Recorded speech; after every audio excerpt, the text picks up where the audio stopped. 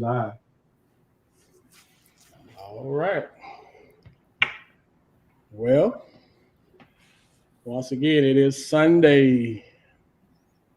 All right. But we are back in the man cave with a special matinee Super Bowl pre-show edition, whatever you want to call it. Um, got a lot to discuss. So we wanted to make sure that we jumped in. We didn't want to let it go a whole week before we jump back in to talk about the week that was and the week that is about to be.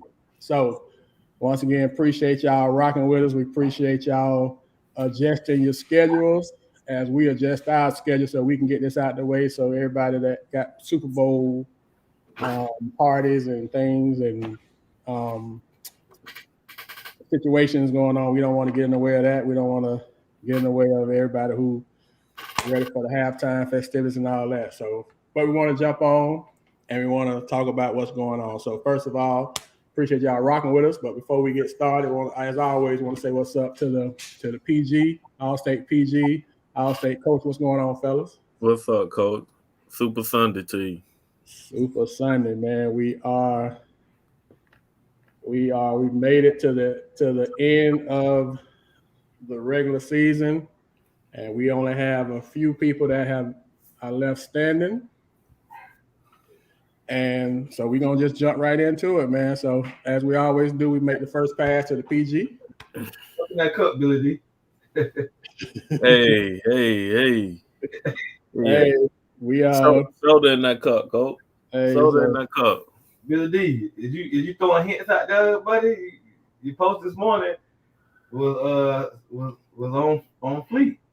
Man, listen. Who don't Bro, I actually miss coaching boys, man. I ain't gonna lie to you. I really do. We know. Hey, right, man. It's been time. It hit me this morning, boy. It's been 10 years. Well, you broke the internet this morning, boy. You throwing hints out there. 10 years. So major hints. It's the 2020 to 2023 basketball season. I don't know about that, but you know. Hey, it's on my mind. It's on my mind. Be some job openings, so yeah. If that becomes known, there's probably gonna be some stuff open that probably ain't open right now that people don't even know this. People don't even know that they're open. Yeah. Make up money, be like, hold on, now I ain't know I was on the hot seat. Yeah. Ain't know either till we saw that. So we looked on social media the other day, but hey, I ain't shade. Yeah. Hey man, what's up, Reggie? A throwback. Reggie from Jesse King. What's going on with your boss, man? We still making it, man. We still blessed. We still here, man. Still trying to do the best we can. Happy to wake up on this side of the grass, man. We blessed, and that's all we're not gonna complain. We very easy to please, man. But good to see you, man. Appreciate you checking in with us, man. We appreciate that. And Chris, we appreciate that too, man. We appreciate you rocking with us and supporting us, man. We're just trying to do right by the county, by the kids, and by the program. So, having said that, PG, anything that you got in the Tumors take? Yeah, man. Tumors take today is how important is it to establish roles going to a state championship run? How important is it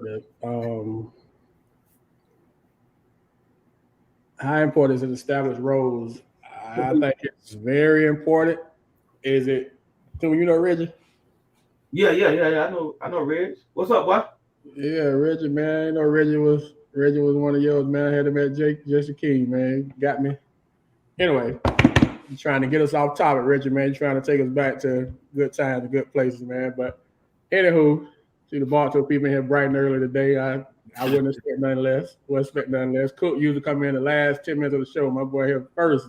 Shout out to Bartow, shout out to Cook and all of the Bartow guys. But anyway, to answer your question, I think roles are very important. The teams that are able to establish the roles are the teams that we see at the RP funding / White House / Civic Center, and the teams that don't are the teams that we've seen some very good teams in Polk County that have been very talented that didn't make it to the Civic Center because they ended up running up on a team that did have roles and understood them and stayed within them and end up beating some more talented teams. So to answer your question, I think it's like extremely important.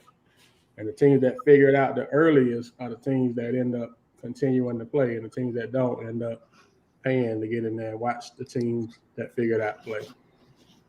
I mean, I agree with you. Usually, this conversation happens before the season starts. That was my next question. Yeah, like this conversation got to be before the season starts. And a lot of people may have the misconception that the coaches defines these roles. More than likely, the kids define these roles in practice and playing in summer league and camps and all of this stuff. You know what I'm saying? The coach is just going off what you have shown me already. Yeah. All right, so you show me these are your strengths. This is how we can use your strengths with this team, and that's the conversation that you have. Now, when you start getting outside of that, it's because you haven't shown this in practice or in the games that we played thus far. So it looks unusual for us to trust you to do those things. Yeah. But the coach usually don't define that role. The kid usually does by their work ethic, you know, what they do in practice and in games up to that point. Can it change? Yes, it can change. But that still should be a conversation between that kid and the coach. And coaching wise, you need to do what's best for the team as a whole. So you bring that up, PG, because is there as we move to the playoffs, obviously that becomes more important than ever, that roles, or maybe we put too much on it. Can a team, and this is I guess part B of your question, can a team win state? Can a team get to the furthest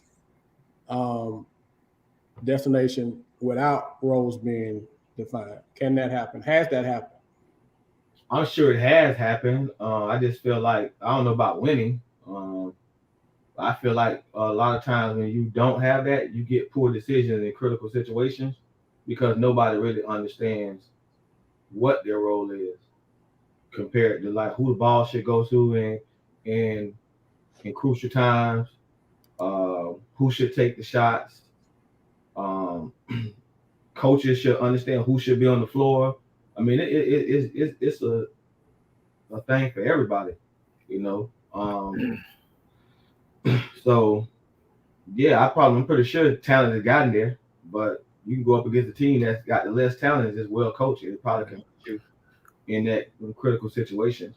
Since 2010, there has been four state championships in boys and 3 in girls. And I watched all of them teams play. And I can tell by all of those teams, those kids knew what their role was on those teams. Definitely. That was Kathleen, Lake Wells, and Bartow. That's the only. No, Bartow and Lake Wells and boys. They got the last 4, right, Coach? 2010, yeah, that's true. Right. And Winter Haven girls. Bartow got 3 of them? Yeah. 2010, 20, and 21. We had one in 2012. Nobody else has won it in boys. So Monty got a good point right here, dog. And I don't want to cut it about off. I know we got to move along, but his let me show what he's saying. Kids will accept, but the parents may push the kid to go outside their role because it don't seem sexy or notable. It's just a way to put it, but it's kind of true because the backlash you get is the complaints from the parents. Right. And I'm not laughing at Monty's statement. That's a very valid statement. And I'm not laughing at what you just said. I'm laughing at the orange and blue. It's like we You already know. But you know what? It's y'all pop your collar, man. Y'all deserve it. But Monty made a good point though. I mean, like you say, kids, it's just like in the classroom, you know, kids are going to respond to what a teacher allows. Kids and they're going to respond to what a teacher expects out of them. So they're going to meet that teacher's expectations if they're consistent with it. By the same token, on the court, the kids are going to respond to what that coach gives them as an expectation as long as it's consistent. But then, like you say, is it going to be something that the role that the coach has for the kid? Is it going to be the role that the parent has for the kid? And that can sometimes be where it gets. And I think now, I don't think it was that big an issue when you was coaching boys. So as we kind of talked about earlier, when I was coaching, just years ago, when I think it's more of an issue now with parents not accepting the role that has been assigned by the coach of the team. They push back now. I don't know if that's the football culture where they feel like they got more insight. I don't know where that come from, but it ain't always used to be that way, but it is definitely that way now, though. And not only parents, that front row, first two rows of coaches that be in everybody's gym, you know what I'm saying? They be yelling out everything too. And I just text a coach just a few seconds ago before we got live. That's in the playoffs, and I basically told him just to limit the outside noise. You know what I'm saying? Not only does the coaching staff have to limit it, they need to have a conversation with their kids about outside noise. And unfortunately, that includes parents too. You know what I'm saying? Parents don't know everything that's put in as far as what we're doing in practice, what the game plan is, what their role is as a teammate, and what they're supposed to do on the floor. Because if you're saying something different than what I'm saying and what the team needs, that's going to be a conflict. And me as a coach, I don't mind sending the kid down. I don't care who it is. You know what I'm saying? But it's important for coaches to limit outside noise. And I'm sorry to say that's including parents. And that's tough. It's tough, but it's necessary.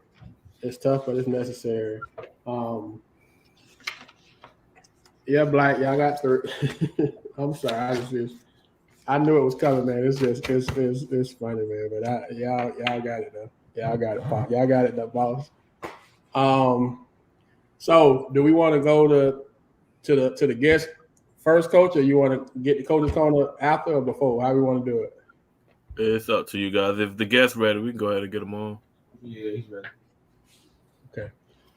All right. So we got a guest in the studio that he's a regular with Polk Hoops in the Man Cave. Probably did the most impressive probably did one of the most impressive job of the season. Arguably, if not the most impressive, it's got to be like right up there. So we want to let him come into the Man Cave. Always welcome and just kind of talk about basketball, hoops, chop it up, whatever the case may be.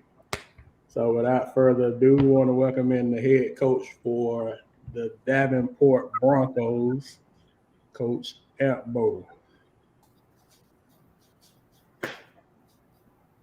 From somewhere out in the cabin, look like got a little cabin. That's what you do, when you done had a successful year. You go to the cabin for the weekend and get a getaway, a little hideaway for the Super Bowl. So I don't know. We see the face. I mean, we see the backdrop. I don't see Coach though. Can you guys hear me? Yeah, we can hear you. We can hear you, Coach. Anything in particular I should be pressing or? You there? We just see that big $1 million mansion you in. Yeah, we see that. We see the backdrop. Cause I don't know if that was the intent for us to see the backdrop, but we see it, Coach. We goals, Coach. We ain't working hard enough. Yeah, Davenport's doing a good job of taking care of me, guys. I appreciate it.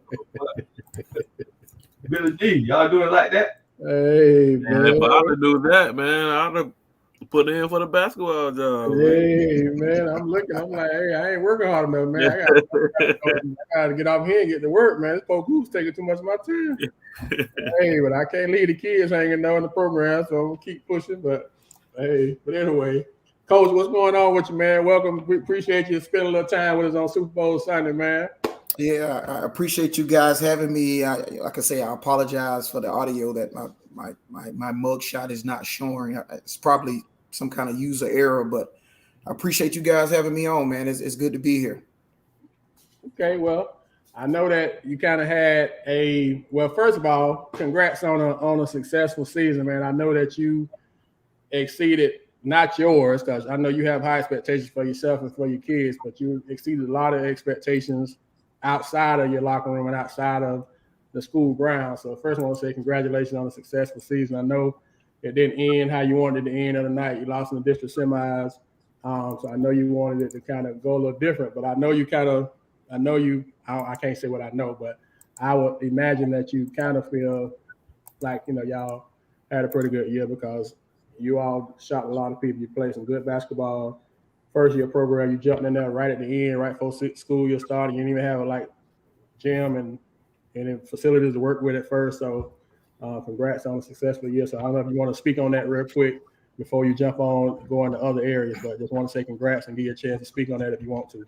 Yeah, I appreciate it, guys. Coming into the season, I think most people had a pretty good picture of what we were up against, considering the fact that we had, no summer, no fall. We had a bunch of move-in kids. Got a lot of guys that have not played together, had not played in a county such as Polk County. So it was definitely challenging, to say the least. But, I have to give all the credit to the kids because they really lined up, right? They really came in and respect what, me and the coaching staff brought to the table as far as our experience and knowing the area and just trusting and believing in us. I mean, even the parents, they have a close eye on things early on because it's a new environment, but it didn't take long for the parents to really start to buy in and believe. And I think that's a direct reflection of the kids going home and saying, oh man, I think we got a good situation here, Mom and Dad. I think things are going to be all right. So I think that speaks to that. So, we're proud of the season we had. Like I said, it didn't end like we wanted it to end. But, if you'd have told me in the beginning of the season or before we got started, mid to late January, we were going to be undefeated in district. And we were going to, have a chance or somewhat of a chance to be, the number one seed headed into the district tournament. And we would have finished the season above 500 and was playing pretty decent ball down the stretch. I would have took that. I would have took that without a blink of an eye. Coach, what's your goals moving forward now that you've had that experience building a new program? You didn't even get a summer with those kids last year. Do you have any plans already laid out on what you plan to do? The coaches and I've got a meeting coming up in about a week or so. And we definitely have goals and aspirations moving forward. The bar will be raised. You don't want to go backwards. You only want to go forward. So, but we're gonna, we're kind of old school guys in that sense. So it's just going to be a lot of gym time, a lot of gym activity, and a lot of travel ball per se. Just a lot of gym work. I'm a gym rat, so I think the best programs, the kids take on the personality of the coaching staff, and our coaching staff, we're gym rats. So we're going to be in the gym a lot, and we're going to spend a lot of time working out, training together, and playing in certain events this summer also. At the same time, allowing them to do, some travel ball stuff that they would like to do on their own. We're not going to prohibit or hold them back from doing that, but they do understand that the Broncos will be chopping wood this summer. Okay. So district tournament. First time Davenport. Everything was the first time this year. Everything was first time for Davenport. First time district tournament. How you won the first round game, you beat Mulberry, pretty good, and then you went over to McKeel and it didn't end how you wanted it to go. Just your takeaways. I know as a coach, you've coached before. It's not your first coaching job, not your first head job, so it's not new to you. You're a vet, but it's new to your kids, like you said. So just your takeaways, any thoughts, any any reaction to the how things went, the seedings, the rankings. Like you said, you already in line for a 1 seed. You end up as a 3 seed. Just any, because we've had a lot of. We're gonna talk about it a little more here in a little bit with with the districts and then how the playoffs end up. Any feedback or reaction from that? Yeah, I guess before I get too deep into it, I guess it makes sense to start with coming into that tournament. Our strength of schedule. I thought that played a really, really big part in how we were going to end up. I don't know how much control we would have had. I know we were undefeated in district. Then we ended up dropping a late game to McKeel towards the end of the season. But I just want to speak to that point before I got too deep into the district tournament. That strength of schedule deal is pretty powerful, and got a chance to really experience that this particular year. It's almost BCS's, as far as college football is concerned.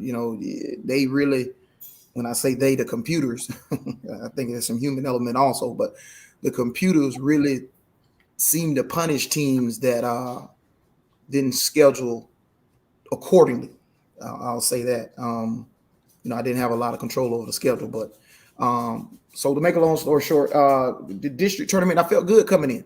I felt like the guys were prepared. I felt like we had good preparation.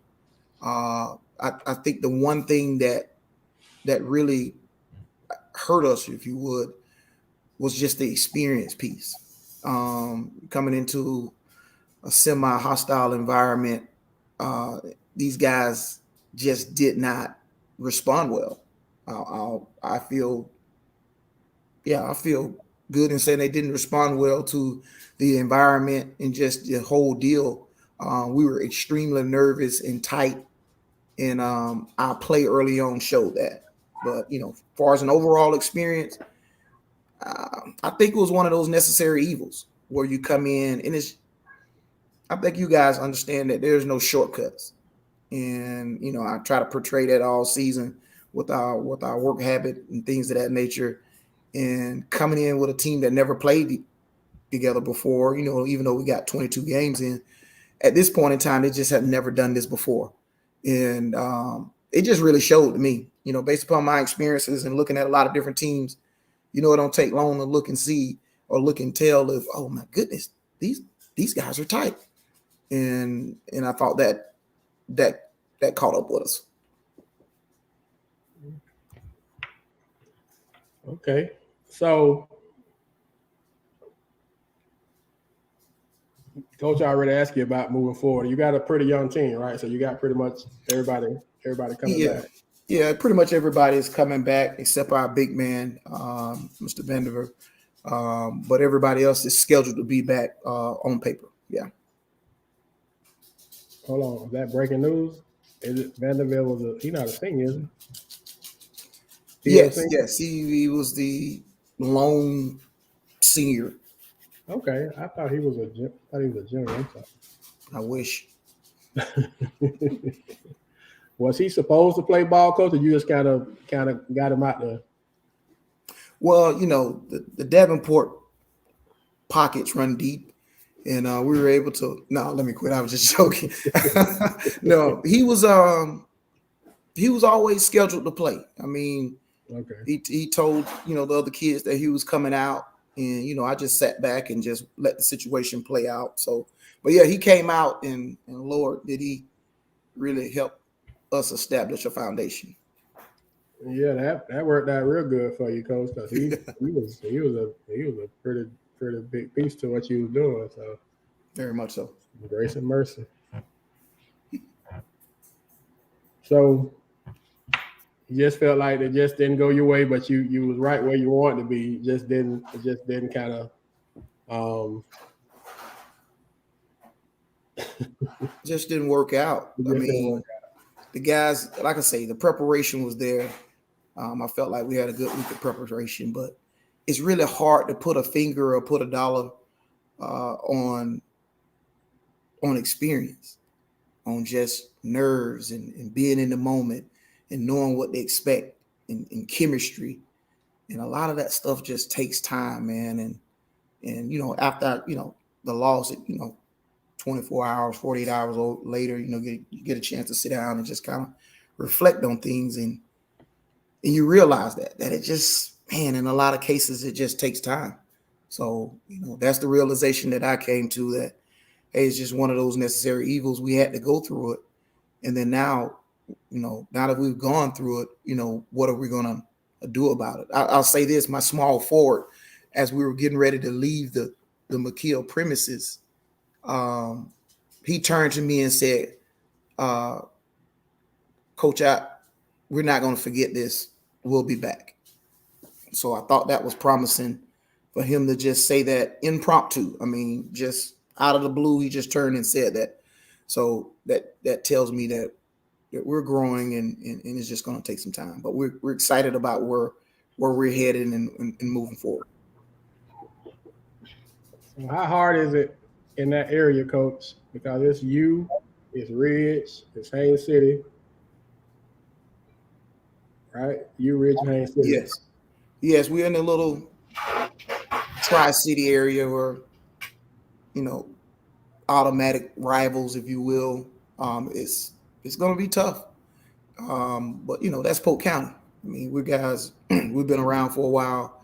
We understand how it works, and I'm excited about it, to be honest with you. They have built-in natural rivals like that. It only helps to generate more excitement for basketball or hoops in Polk County. So it's going to be a little battleground, bragging rights and all of that, all of that stuff and things of that nature. But we're looking forward to it. I mean, we feel like we're going to be a program that matters. Okay. Davenport has 3 high schools. Yeah, that's crazy. That is it Ridge, Davenport. If we consider Haines City a high school, Ridgeview is a high school too. So that's crazy that Davenport has grown that much that it has 3. Yeah, so it's actually 4. What's the 4th? And then they plan on building a high school in Ponciana too. So that's crazy. That's crazy that area has grown that much that fast. Four Corners. That's right. That's right. Black. That is that too. Well, Coach, anything, we'll give you a chance. Anything else that you would like to add or leave us with, or any thoughts, any feedback? Like I said, we just you always got, you always welcome here, man. We just was very impressed with the job that you did this week. I mean, not this week, this year, with those kids, considering what you came in, the situation you came in up under. We thought that you handled prior, without getting into detail, prior situations extremely well, very professional. But I mean, that's just the kind of guy you are. Appreciate it. So just a credit to you and your character. So, and God always take care of you. So he took care of you, and so we're very happy for you. We're very happy that things worked out well for you. Obviously, you wish it would have worked out better in the tournament. But any last words for today? Obviously, this won't be the last time we talk and chop it up. But last words for the day for this synopsis. Well, a couple things. First, have you guys already spoke on all Polk hoops, first, second, and third teams? You guys already had that conversation and broke all that down? We have not. We put it on the page this week that we started the conversation and just start asking folks what they thought about different, names and who we should be considering. So we've started. Okay. I just want to make sure I have my ducks, lined up when that discussion starts, because I want to chime in and be a part of that discussion too. I think you guys are doing a tremendous job.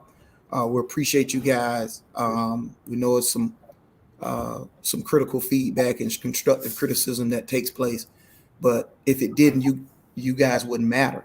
So that tells me that you guys really matter. The topics you bring up really matter. Your ears to the street. So you guys are covering pretty much all the bases of Polk County high school hoops. And I just want to say, you know, over here on the east side of Polk County, there's some love for you guys and what you're doing, what you bring to the table, and we want you to continue to push forward and just continue to grow this thing bigger and better, because in the long run, it's about the kids, and I think you guys have a pretty good idea of that in perspective in what you've been doing. So keep doing that, and kudos to that. Two, I hate to end the show on this, but you know, it's Black History Month, and you know, and I wanted to speak to some things that what we saw this year on our travels on the road. Just one particular incident. I'm not going to bring up the second incident because I know time is permitted, but we were speaking earlier about hostile environments and going into those hostile environments, having your team prepared. And just, you know, being aware and conscious of how things operate. This particular district tournament, we visited, you know, McKeel Academy, and I want to say this before I go any further. What I'm about to say has nothing to do with wins and losses and things of that nature. We had two incidents this year, one in Frostproof, one in McKeel. We lost both games, but this has nothing to do with wins and losses. This has to do with environments and leadership and accountability. All right. So in this incident at McKeel, it's late third quarter, and my wife is sitting next to me. She's operating the score table. She's the book, and then one of our point guard goes to the line, and then you start hearing monkey calls from the audience. I've heard the word porch monkey. I heard the word looks like a monkey to me. And I thought from a leadership standpoint, it just went too far. And before it was addressed, my wife had to get beside herself. She was gyrating over there and raising sand, and rightfully so. And this incident is on camera, it's on film. So if anybody wants to challenge the validity of it, I want to hear it. You definitely can hear it, and you won't be able to see, but you can definitely hear it on multiple occasions. And I felt like McKeel did the bare minimum from a leadership standpoint, and I just think issues like this we can't sit on.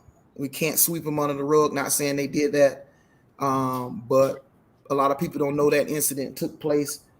I think platforms like this allow us to push things of this nature to the forefront, shed light on situations like this, because if we're really going to be serious about doing better by the student athletes and showing appropriate sportsmanship and things of this nature, we have to do a better job in holding individuals accountable and shedding light on situations like this. We're extremely disappointed that my wife had to stand up and scream, for goodness sake, it's Black History Month, and things of that nature, just to get an administrator to come over to check on the situation. So I don't want to get too deep. I think you understand where I'm going and what I'm saying. I just felt like McKeel could have done a better job, and I believe that the bare minimum was done. I don't bite my cheek or lips when I say that. I'm just being 100% honest from my heart. I think more should have been done, and if we really think we're going to move in a positive direction for some of these race relations and things of that nature. So, like I say, I appreciate you guys allowing me to come on and talk Polk hoops. I think that's the big picture. That's the perspective. But we do live a life. We do live in this world. We're living together, and it's more than just sports. When we're talking about humans in their lives and their livelihood and things of that nature, it's all integrated, and we cannot separate the two. In my opinion, some people say, "Hey, sports and politics or sports and race relations, we can't talk about those things at the same time." Kidding me? Kidding me? Well, So I appreciate you guys. First of all, that's very unfortunate that happened to you and to your kids. I see in the chat that there's other schools that are saying that I guess that's happened to them as well. So that's definitely I won't say is disturbing the right word. Disturbing to hear that. Coach Washington, you don't have to speak on it if you don't want, but I mean, you've got dual hats. You obviously are affiliated with Davenport with your day job. I don't know if you want to speak to it. If you don't want to speak to it, you don't have to. But I mean, I will. The situation in Frostproof was taken care of the very next day. Me and Coach had that conversation. This is the first of I'm hearing about the situation at McKeel. So I'll begin with Coach tomorrow and getting the clips from the tape and make sure that we go about our proper channels to look into this incident. Right. And Coach Ambo, you're right. We're about sports, but we're also about kids and anybody who watches us know that we're about kids. We're about positive, things being positive, and we won't speak on stuff that's negative. We won't bring it up if it's incidents. But you're right that there's no place for that in any scenario. So I'm on behalf of us. I know we didn't do it.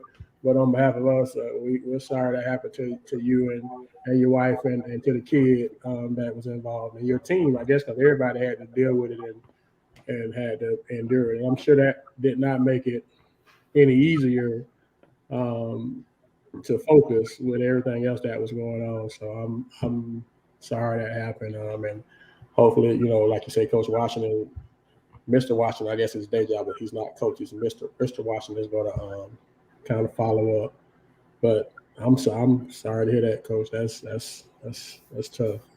Yeah. Like I say, before Toomer speaks, I want to clear something up real quick. That our administration, our principal and athletic director, jumped on that situation pretty quickly. But you know how sometimes these situations go.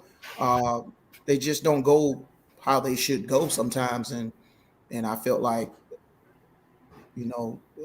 a platform like this, we just have to do more, I think, as a people to shed light on situations like this. And these are tough conversations, but they have to be had, in my opinion, in order for progress. And I mean real progress, not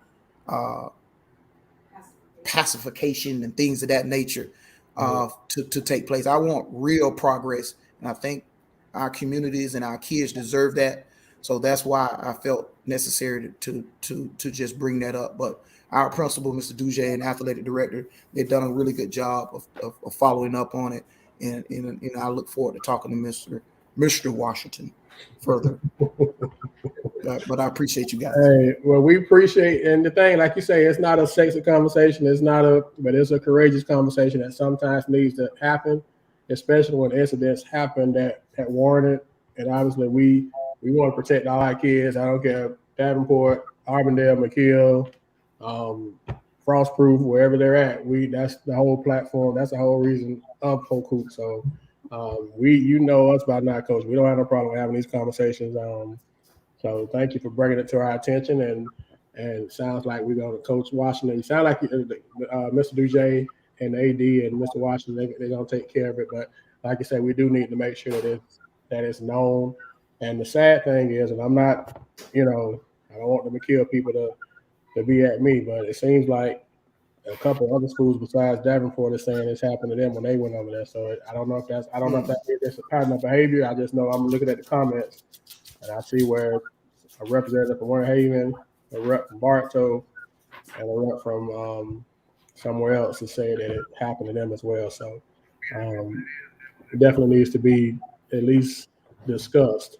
And so thank you for bringing it to the light, even though it's not comfortable. You know, a lot of people probably squirm in their chairs a little bit, but sometimes you got to squirm in your chairs and have a courageous conversation to see things kind of move in the direction that they need to move in. So, and Discovery said the same thing. So 3 schools on here besides Davenport.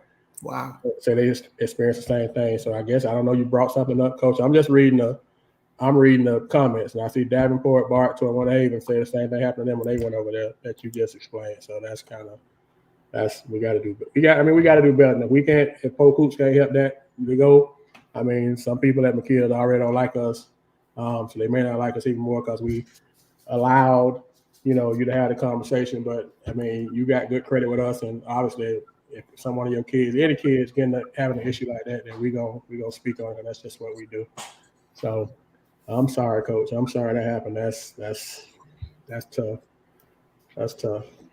Yeah, that's okay, man. That's okay. We just need to just continue to push forward to do better, man. That's all I'm asking. Okay. All right, Coach. Well,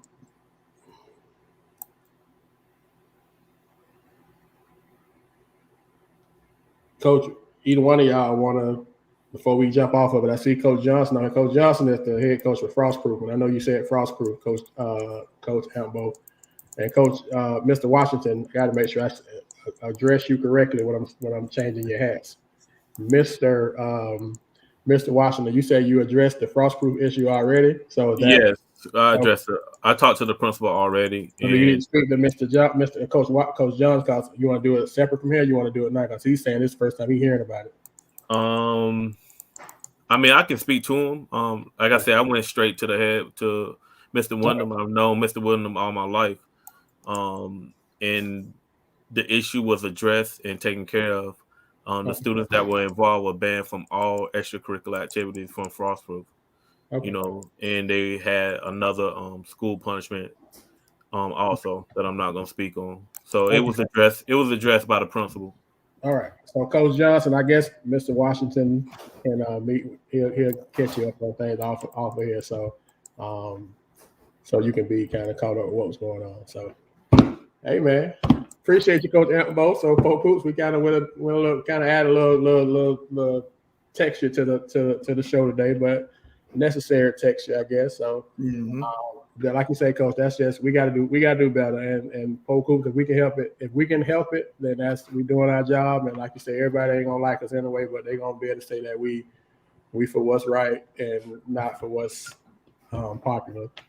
And we good with that. We good. If that's the image that they got of us, then we good with that. So, all right, well, Coach, we appreciate you, man. We gonna kind of push along and try to move in a positive direction. That's unfortunate and negative, but I'm glad you brought it up so we can get it handled and hopefully it don't happen to another kid, moving forward. That's what we can hope for. Yeah. I appreciate you guys, and I'm looking forward to the discussions on the 6A and the rest of the playoffs and all Polk's, all area teams and all that good stuff, travel balls, just everything encompassing that you guys have been speaking on and going to be speaking on moving forward. So like I said, we appreciate you guys, and you guys enjoy your Super Bowl Sunday. You too, Coach. Appreciate you now. All right. Thanks. All right. Well, Coach Billy D, I don't know. Do you want to jump in your coach's corner, or we just want to kind of move on? That was heavy. That was heavy. It was necessary heavy, but it was heavy. But go ahead. Yeah. Let's go ahead and roll with the show. If we got time at the end, I'll jump in. Okay. All right. So we before we jump into let's do the district recap first. Do y'all want to do the district recaps first, or y'all want to do like player of the week and team of the week first? How y'all want to go?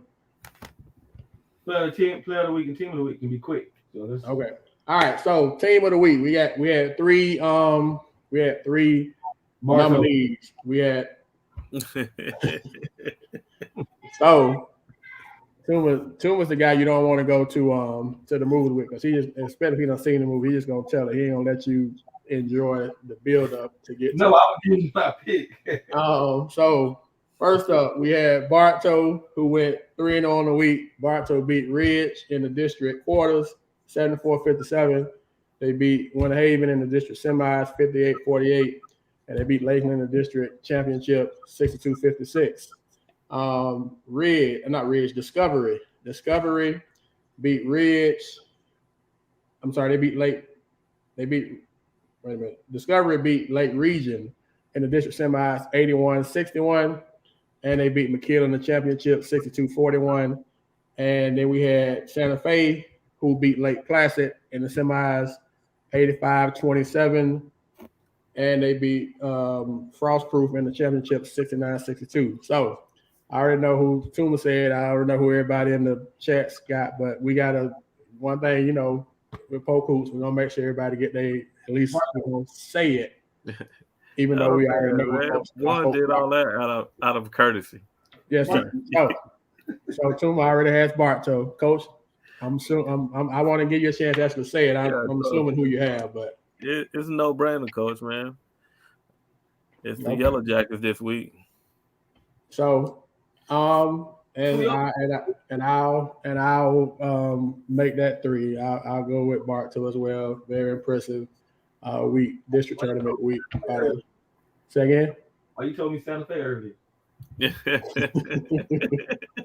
Very as quick how quick you responded kind of changed my mind my mind on that. But I'm going with Bartow too. Shout out to the Yellow Jackets for being a team of the week for Polk Hoops. All right, player of the week. We got 4 nominees.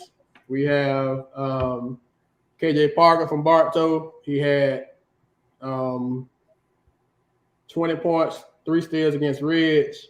He had 22 points, 4 rebounds against Winter Haven, and he had 17 points, 6 rebounds, 5 assists against Lakeland.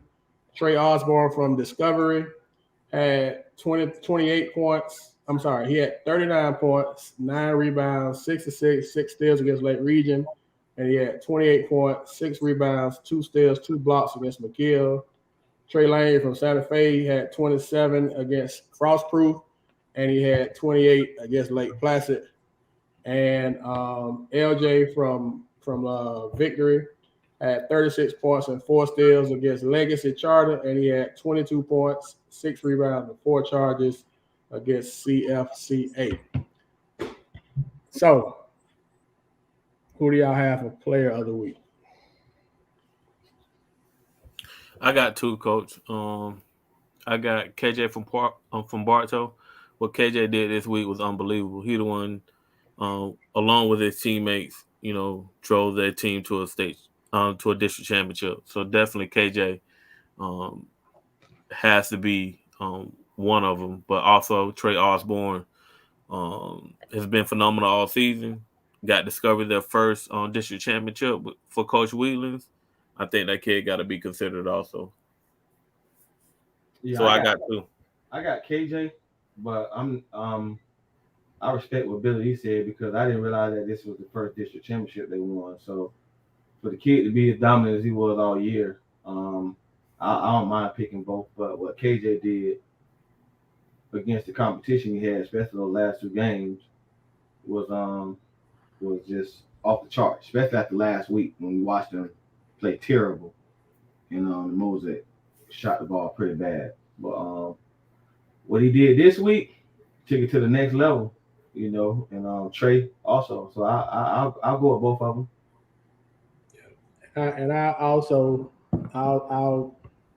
co-sign it as well. KJ and Trey Osborne. I think they were equally dominant. And so I'm good with both of them being I think that this is the thing I don't think people get about the kid Trey Osborne. We know KJ and we know Bartow. I don't know if a lot of people know the Trey Osborne kid. I don't know if a lot of people have seen that kid. He is a major problem. And I don't know if a lot of people get that, so they just automatically go with KJ because they know KJ. And I mean, he did it against, tough competition, but to put up 39 points, bro, I don't care who you playing against. The man, 39, 9, and 9. He almost outscored McKeel. Bro, he almost outscored him by himself. I mean, we gotta kind of but anyway, that's why we here. We here to give balance and context to the folks that don't know about the Trey Osborne kid at Discovery. If you get a chance to go check him out, I mean, and then check him out, and then kind of come back and no disrespect to KJ, but yeah, we're gonna go double. We're gonna go KJ, and we're gonna go Trey Osborne from Discovery for co-players of the week for their work this week, and they both of their district tournaments. About 2 points. Say again. McKeel only beat him by 2 points. 41-39. Coach, let's just keep it a buck, man. As the kids, let's keep it a buck. That dude was and so we giving both to, and the thing is, Trey did a great Trey Lane was great too, but we saying for the sake of this, we're going with Trey Osborne, not the Trey Lane, and KJ for co-players of the week for their work in the district tournaments this week. All right. So before we jump into the district recap and then the games that's coming up this week, let's go ahead and do our updated top 10. All right, so bro, we'll see you in a minute. But we're gonna go from 10 to 5. We'll do 10 to 6 first. So number 10 is Davenport. We got 4 Mission Davenport. Number 9 is Kathleen. What is this? The rankings? Yes, sir. I said we'll be back. Okay, so why is Kathleen ranked over Davenport? Kathleen has a losing record. Kathleen in the playoffs. Davenport not. I mean, we can talk about it, but that's the thought process. Number 8 is Sebring. Let me put him out there first. See how you do, Coach. I know. I ain't even surprised. He used to wait to the top 5. Now he locked the loader early now. Number 7. You good was coming. Avondale. I thought it was coming top 5, Coach. It used to be top 5, but he jumped there early on me today, so I wasn't really still typing. Trying to figure out, I didn't even know you had gonna get the top 10, bro. My bad. Yeah, it's okay. You don't take his email, Coach. I see anything, but I know you be moving a little different. All right. And number 6 is Sebring. So to catch you up, Coach, 6 is Sebring, 7 is Winter Haven. No, 6 is I did that wrong. 6 is Winter Haven, 7 is Arbondale, 8 is Sebring, 9 Kathleen, 10 Davenport. What's y'all thoughts? We already heard your initial thoughts. So I gotta hear the top 5 because I'm trying to figure out how Winter Haven out the top 5 losing to Bartow. Okay. Coach, they lost their last 3 games? Number 5. They lost in the Mosaic, and they got their water turned off against OCP. And against OCP, I want to say they're on a 3-game skid, I think. Yeah, they got hammer sausage put in them. All right. What kind of sausage? When you get the hammer and you hitting the hammer inside of them. You know what I'm saying? Like the hammer, you got a hammer sausage. Coach, why are you? Yeah, the hammer sausage was. Man, just mute his mic, Coach. Just mute.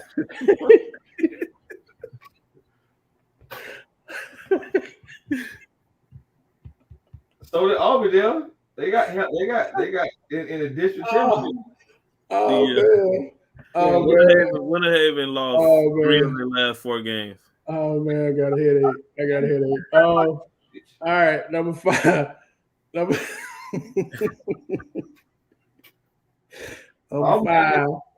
5 is Victory. Man, I can't even finish. Number 4, Santa Fe. Oh man. Number 3. Victory. Yeah, this is number 3, Discovery.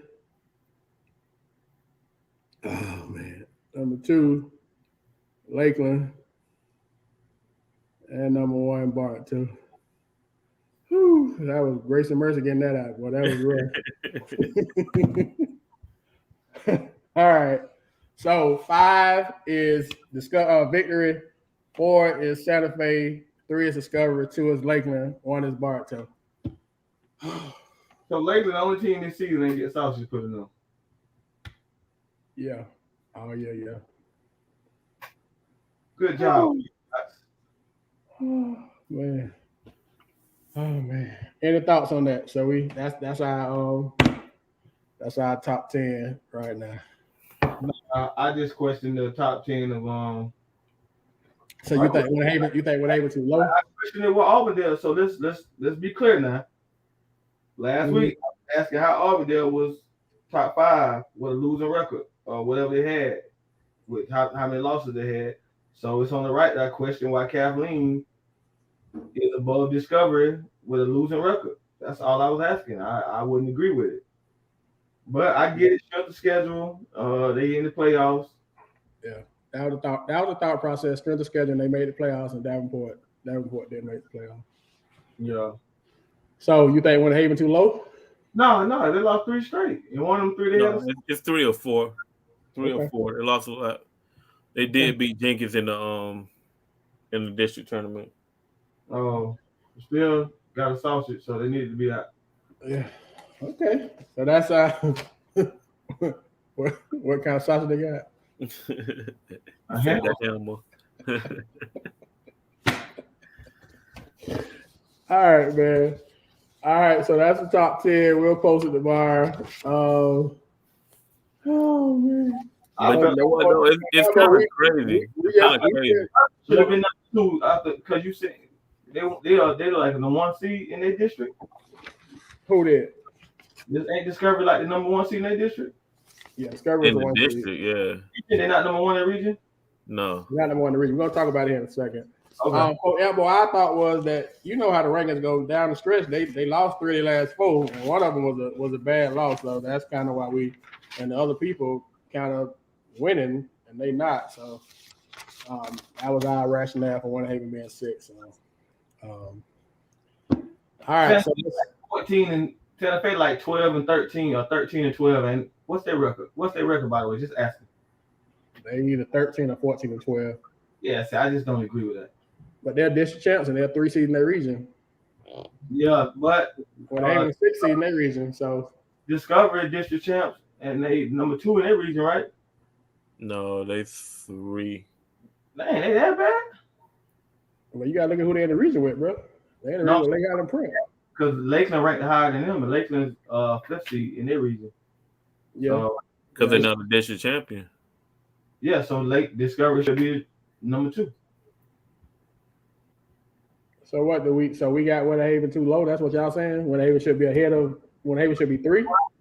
Lakeland too high. Woodhaven got sausage put in them. We ain't talking about them anymore. So Lakeland too high? I don't think so. I disagree. I think they should be at 2. The person that actually beat them was Bartow. I mean, they've won up until then. Who you gonna put in front of them? Everything y'all just broke down as the question. I'm gonna argue it because you said the rankings of the region. They're the 5th seed, Discovery in the top 4. They were district champs. You move Santa Fe up. My thing is they lost and they moved down. So I hear you, but I don't think they should be lower than 2. I'm not gonna change it, but hey, at least I'm gonna say it. I mean, we changed when you talked last week. We changed it with Arbondale, so I hear you. But I get Lakeland number 1. They dropped 2. I get it. We seen that happen, so it's all good. Somebody need to say it though. You right. But the crazy thing with Bartow is the same thing happened this summer. They started out slow this summer and put it together at the end to win the summer league, and that's the same thing happened this season. Got it. Okay, so we got some folks that don't agree with it, and that's the whole deal. But yeah, that was our rationale, y'all. We're not saying that it's agreeable, but that's kind of what we thought process was. So let's go to the week. Let's recap the week that was, and then we'll move to the week that is. So 7A quick. It's a quick 7A recap, real quick.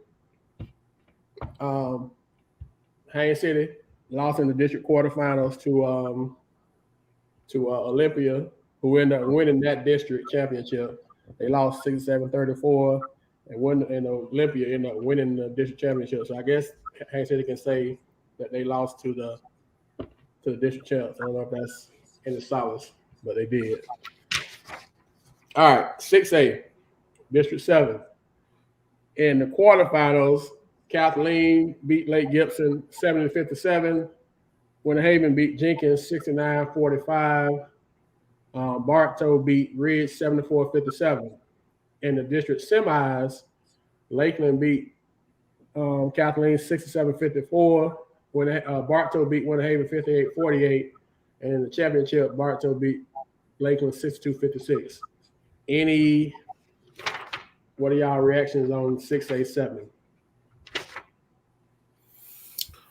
I think Tuma made, and I agree with Tuma last week, that nobody wanted to play McGriff at this time of the year. And we knew it could happen. It wasn't a sexy pick at the time, but you can never count McGriff out during this time. He struggled at first. We continue to see his team get better and better. You got to take your hats off to Coach McGriff and his coaching staff and those kids. Some of those kids really, really stepped up at the right time in order for them to be playing well at this time. And you got to take your hat off. Great thing is that we got 4 teams from that district into the playoffs. And it looks like if Bartow winning the district, what did they gain from that? They could play all Polk County teams if they keep winning. Playing Kathleen first. If they win that, they play. You didn't gain nothing. Yeah, Lakeland next, and then it's a possibility they play Winter Haven if they continue to win. Do I think it's going to happen that way? Whatever. But that's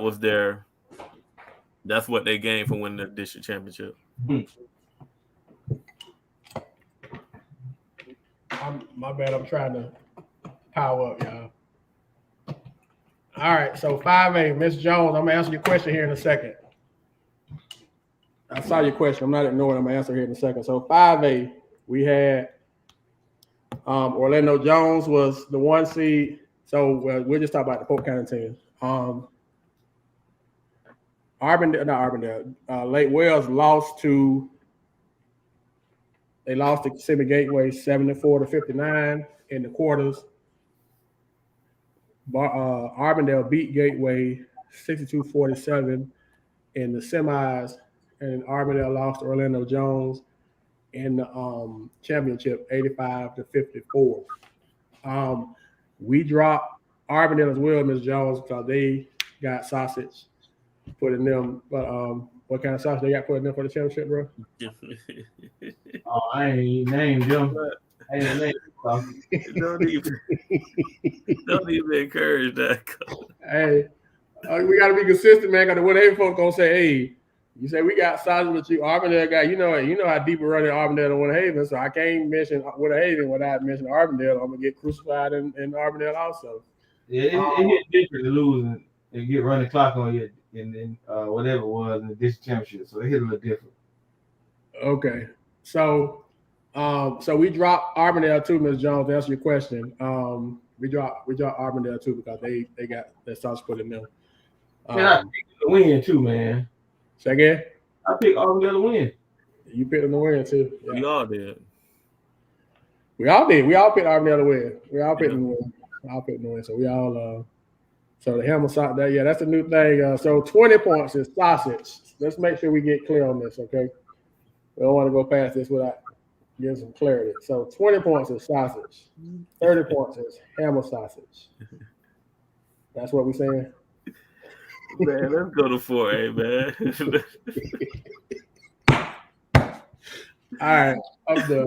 All right, 4A7. Well, we'll go 4A11 first. 4A District 11. We had 1 team in 4A11. That's 2 teams. Sebring beat Hardy in the quarterfinals, 92-17. I don't know if we came up with one for that score yet. But then Parish Community beat Sebring in the semis 76-58. So we picked Sebring to make it to the championship, and they didn't either.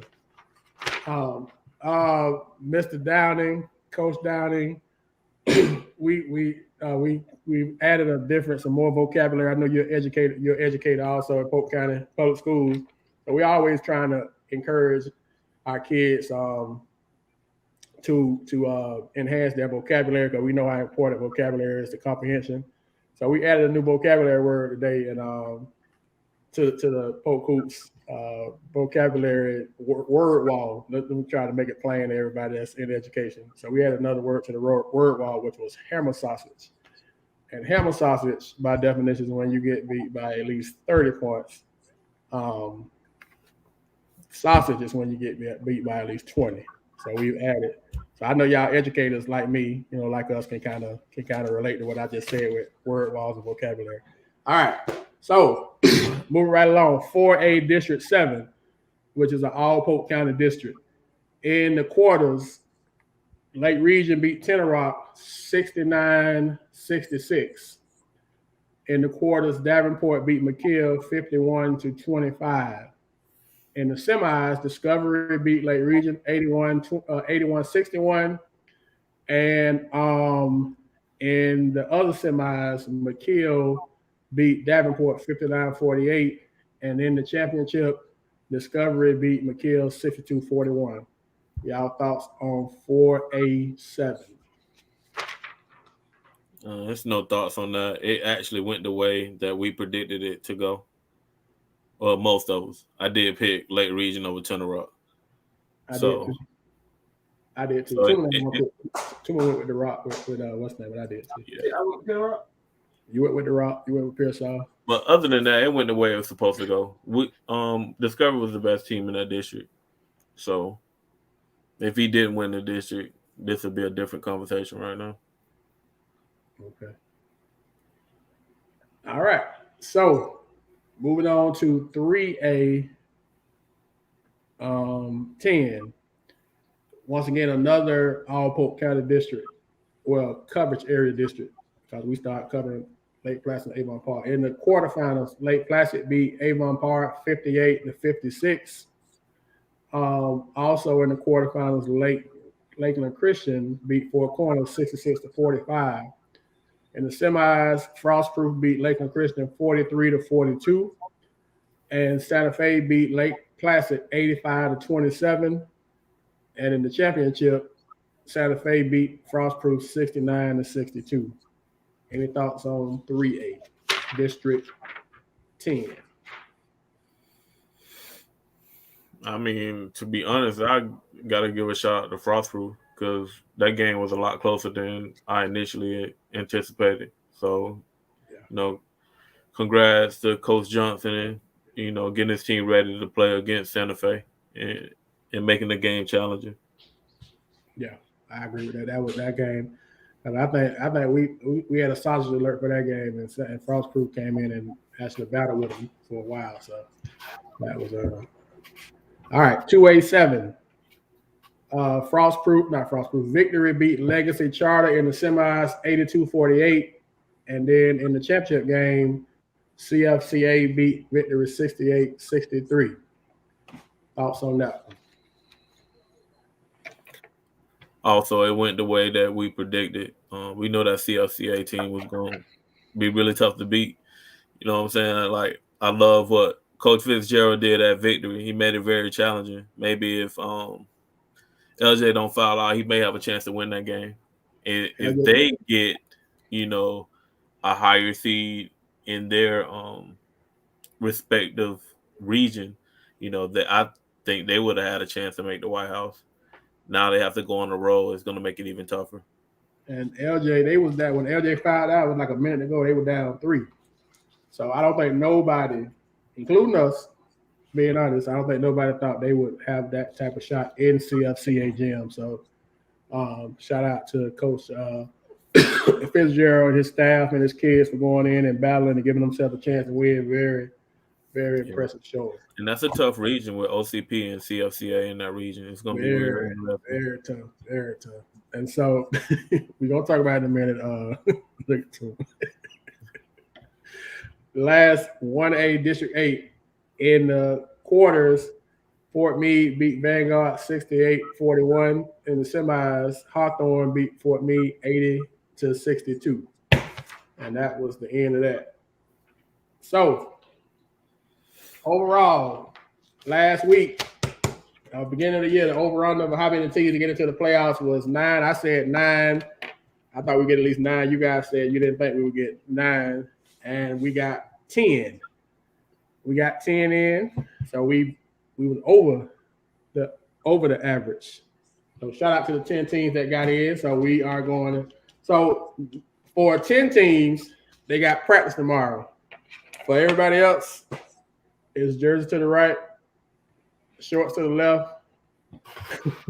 So starting this Thursday, we got 10 teams that still are on the road to the White House. So we'll start the pick. Last week, Polk Hoops went 14-2. Coach went 14-2, and the PG went 13-3. So for the year, the PG is at 73-14. For the year, the coach is at 73-14, and Polk Hoops is at 71-16. I lost my top. Yeah, it was a rough one. You picked Tenor Rock, so that hurt you. And then we all picked Arbondale, so we lost that one. And then we all picked Winter Haven to beat Bartow, so we all lost that one. So first up, we going from y'all want to go from bottom to top or top to bottom? Bottom to top. All right. In region 2A, Calvary Christian is the 2 seed.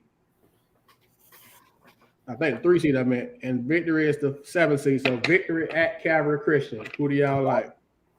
What Calvary Christian is this? This is the one in the Clearwater area. Oh, they end up losing to Tampa Catholic? No, they had to win it if the Victory is going to them. Tampa Catholic is higher than that anyway. Oh, man. That Calvary Christian team put sausage in Auburndale and Kathleen, right? Yep, that's the same one. Yeah. Yeah. No brainer. Calvary Christian. So the PG says Calvary Christian. CFCA, I think, is better than Calvary Christian, and they just almost knocked off. I'm gonna go with Victory. I think LJ can put together impressive performance to go in there and beat them. He gonna do that anyway. Yeah, that's the Calvary Christian that played Kathleen, Coach Down. Yes, sir, and played Arbondale too. I think that CFCA in that challenge, yes, sir. I think CFCA is better than Calvary Christian, and they went in Calvary Christian. CFCA gym and almost knocked them off. And Coach, you say you like Victory? I like Victory.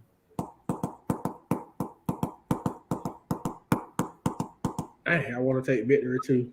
Calvary, I don't know how Calvary Christian is in their gym, and I saw them turn. I'm gonna go with Victory too. Appreciate PG, y'all. That one might put you over the top. That PG. Ain't no Mike. Appreciate y'all, boys. I may come back to that one. All right. In the Class 3A, the 3 seed Santa Fe is the home team, and they got the 6 seed St. Andrews. St. Andrews at Victory. At Santa Fe. St. Andrews at Santa Fe. Oh, I heard St. Andrews ain't really that good this year. And what I hear, the top 6 teams in that region is a toss-up. From 1 to 6 is kind of a toss-up. That's what I hear. It ain't the St. Andrews, like you said, it ain't the St. Andrews that came here a couple years ago. Yeah. Y'all pick. I'm gonna go with Santa Fe. I'm gonna go with Santa Fe too. I'm gonna go with St. Andrews. All or nothing, huh? You gonna either spread the lead, or you gonna be right there, huh? So you got a couple guys to work with. I want Santa Fe to win, but I I don't know. Okay. All right, we're moving on to 4A now. 4A. The 3 seed is Port Charlotte, and they will be hosting the 6 seed Sebring. Sebring at Port Charlotte. This same Port Charlotte Kathleen just knocked off, but not just knocked off, but knocked off down in the what that thing was, what they call that thing they played, the Wilkie played in what's that thing called? Oh, can't call the name of it. That little shootout they do. Yeah, I don't like Sebring. What You is say the you name? don't like Sebring? What is No. the name of that daggone? What's the name of that shootout, coach, that they play? The district, right? They played in the Mosaic. Not Mosaic. What is the name of the where Kathleen beat Port Charlotte down in down south? What is that thing they call that the Whoopi dude run? I can't call the name of it right now. Not the one the big one he run, but the one he run kind of like in the middle of the year. I know which one you're talking about. It was down in Naples, I think. Kathleen beat him earlier. Kathleen beat him in a little while. A couple weeks ago down there. But Auburn, Wally Keller. There it is. Thank you, Coach Harris. Gee. And was right here wouldn't come out. Wally Keller. I like Sebring. I like Sebring. I like Sebring. I think Sebring gonna knock him off. I like O'Hearn to go in there and get 30 on him, and I like Sebring. I like Sebring too. I like Port Charlotte. You like Port Charlotte? Coach ain't picked no county teams yet. Sebring just got blown out of the district. Thank you, Coach Harris. Thank you, Coach Austin. Thank you, Mr. Riley. Mr. Riley, I'm glad you on here so you can hear us talking about Bartow. So you always talking about we don't have Bartow in our mouth and we always negative about Bartow. I'm so glad you on here so you can hear it. Yeah, Coach Down, it was Wally Keller. I couldn't think of it.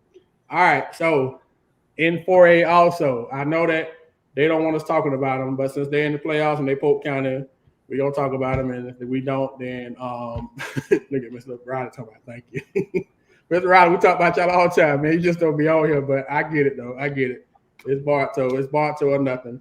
But anywho, Satellite is a 2 seed, and they are hosting. Hey man, he be on. Y'all tell Mr. Riley don't do me, Marlon.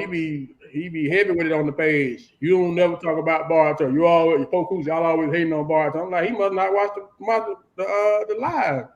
But anywho, we get it. Satellite is the host team. They are hosting McKeel. McKeel at Satellite. Who y'all like? Satellite.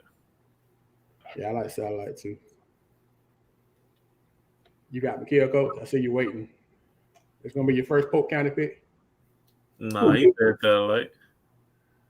That's how it sound polite. I'll see how. Hey, I got it right. I wasn't trying, but I got it right. But you say you like a first Polk County team? Who, me? Yeah. No, I like Satellite. Oh, that's a hammer sausage game? Black say. Black says hammer sausage. They're getting sausage all year, so you don't be surprised they just got sausage. All right. So in 4A as well, the 5 seed is Pine Ridge. Pine Ridge at the 4 seed Discovery. Who do y'all like? Pine Ridge at Discovery. Pine Ridge is from where? From what you call it? Like Daytona area, I think, Coach. I like Discovery. Maybe I'm wrong on that one, Coach. But I think it's that area over there. I'm looking it up now. They from Deltona. Yeah, from that area over there. Yeah, I like Discovery. They get one win. They 18-7. Polite, have you picked any Polk County teams yet? Is the only Polk County team you're gonna pick Polite gonna be Bartow? Just go and let us know now. Do like Tuma do and give us the final, the end of the movie before we get there. I think you done pick all outside teams too, and that's fine. I know you Bartow till you die, but I think you done pick all outside county teams up to this point. Who, Black? No, Polite. Outside of Bartow, I like Discovery. I think it's gonna be a good game though. I know Polite. I ain't gonna get into it with you because Polite. I know you the king of. I'm just messing with you, boss. Just chill. I know I can't win. I know you the king of quick comebacks. You're a very educated man, so I'm not trying to get there with you. I just was messing with you. Besides Bartow, Is there a better home court advantage or atmosphere to Discover what Wheelers have got over Discovery? I never been to see them play at home, so I couldn't get at them. I don't think he gains a home court advantage by the atmosphere. You don't think so? Okay. All right. I like I don't want no smoke, Polite. I'm you good with me, boss. I like Discovery too, at least for that one. I like Discovery at least for that one. All right. So we move on to 5A. We only got one team in 5A. The 3 seed is Tampa King, and they will be hosting Arbondale. Arbondale at Tampa King. How y'all think that was going to play out? I seen King. They was at the Arbondale shootout, and definitely Arbondale has a shot at beating them. Santa Fe beat them in the Arbondale shootout, so I'm gonna take Arbondale. Yeah, I don't think nothing out of Hillsborough County is strong in basketball. Football might be different, but I like Arbondale too. Yeah, I take Arbondale. Yeah, I don't think nothing strong right coming out that way. All right, now we're moving on to 6A. We got 3 6A games. I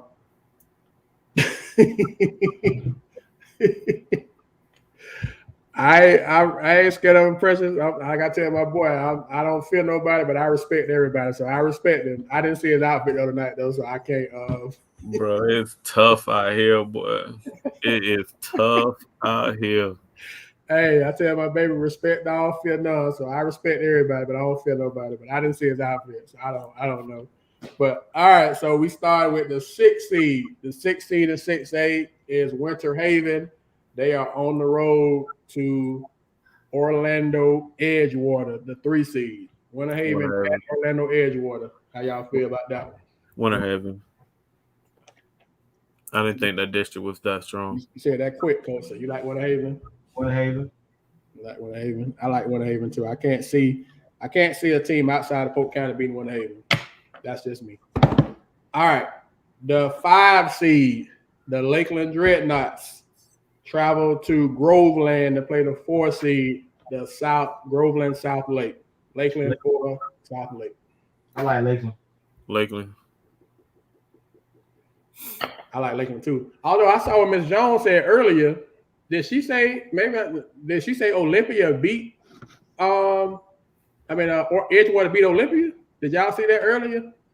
Hold on, I'll look it up. Just keep going.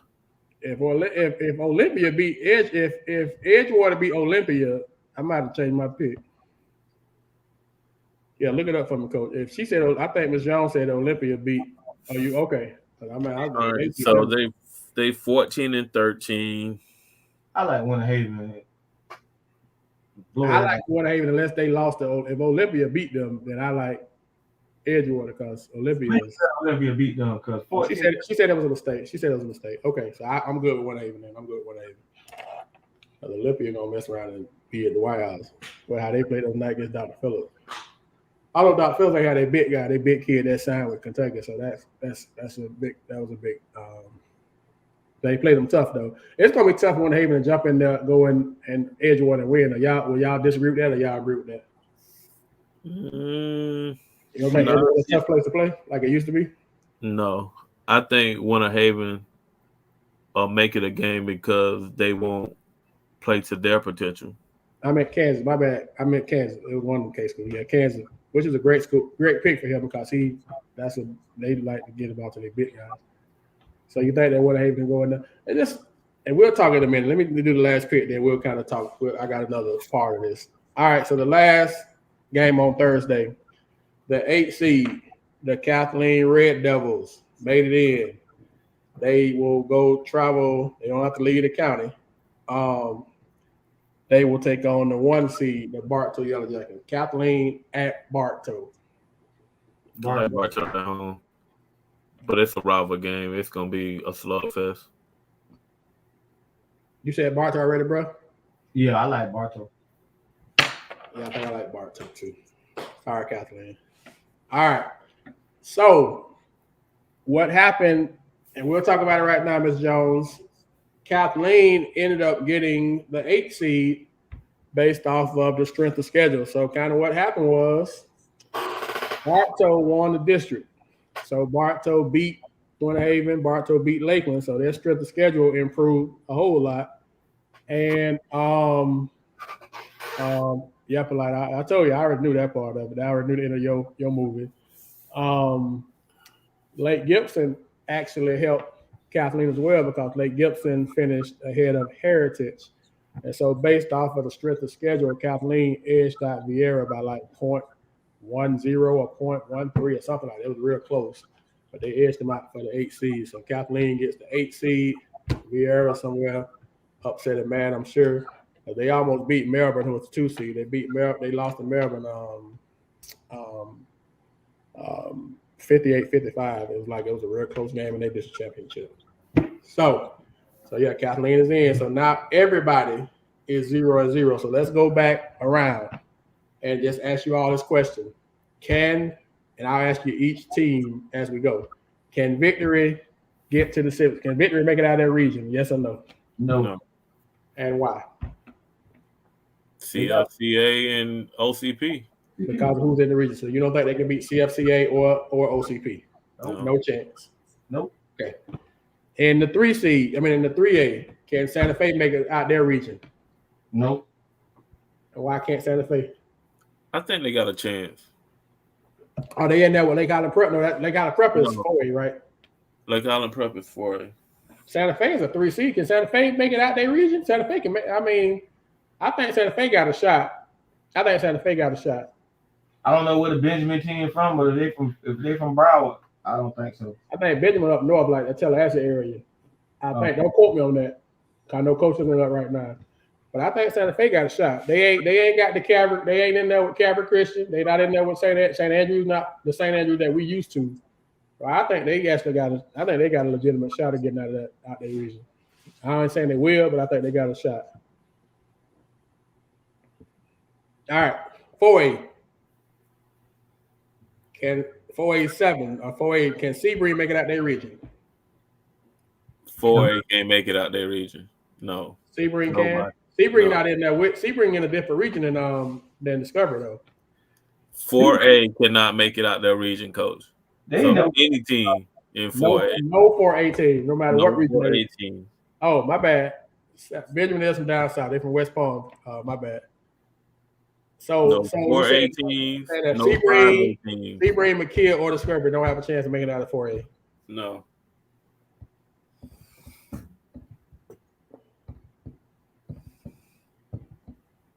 Coach, you saying the same thing? They don't have a chance? No, Sebring ain't got no chance. No, I'm saying Sebring, McKeel, or Discovery. They all in 4A. Yeah, none of them got a chance. Man, I'm asking the question, man. We try to have a. No, I'm telling you, like, no. 5A don't have a chance neither. 5A, the only team we got in 5A is Arbondale. Does Arbondale have a chance of making it out the region? So on the 6A. Who in the region Arbondale in? They're gonna beat King, so they won't beat Jones. That's what you're saying. If they have to play Jones again, they won't beat Jones. No, they can't beat Jones. Jones can't play no better though. Arbondale gotta be better, right? They can't play that word. They can't play that bad again. But they will have to go over there again, coach. They will have to go over there again. Okay. They can't go over there and win. All right. So we saying the only team we saying that got a flicker of a hope to getting out of it is Sebring. Not Sebring, Santa Fe. Yes. Or 6A. So a 6A. I ain't saying that. You ain't saying that. So you said nobody. I said that before the season started. So I think Santa Fe and Coach say Santa Fe. You saying no, bro? You saying no to Santa Fe at all? All right. So 6A, we got 4 teams in 6A. Can one of them make it? And if so, who do you think? I think any 3, Bartow, Winter Haven, and Lakeland can make it. I agree with that. And you don't know really which one, because especially like the last week, it's been so flip-flop where Lakeland has beat all 3 of them, then come back, and Bartow has beat all 3. So you just never know who's going to win those games. So are we saying that we think of one team will, but we don't know for sure? Yes, for sure it'll be out of those 3. One of those 3 is going to make it to the playoffs. Which one of them, but one of them will make it. Yeah. So that's what we're going with. So we're saying that we're going to have one Polk County team. But me and the coach said we're gonna have two. Two said we're gonna have one Polk County team in the Final Four. We got one in the possible, Cole. One in the possible. One in the possible. Can Arvindale beat Lake Leesburg? No. Not at all. Not even close. No, you didn't even got to second guess it. No, they can't. So Arvindale gonna win the first one, and then after that it's a wrap. Cause they play Lake Leesburg second round. I like Leesburg. Is that cause you from the Lake, or that's just you being a basketball guy? I mean, I like Leesburg Jones. I don't think Auburn can handle that pressure. Yeah. Leesburg came in the Mosaic and played pretty well too. Leesburg would have competed with everybody in the Mosaic that they would have played in Polk County. I don't know who they beat. They beat Victory by 20. Yeah, they would have they would have beat all them teams probably. They pressed. Okay. Coach Atwell said we gotta man up and actually say a team. We can't just say one of them three. We gotta say one team gonna make it. Shit. I think it'd be hard to beat Bartow at home. But Bartow got the toughest route. They got to play all three of them in a row. That's tough. It's gonna be hard to beat Bartow at home.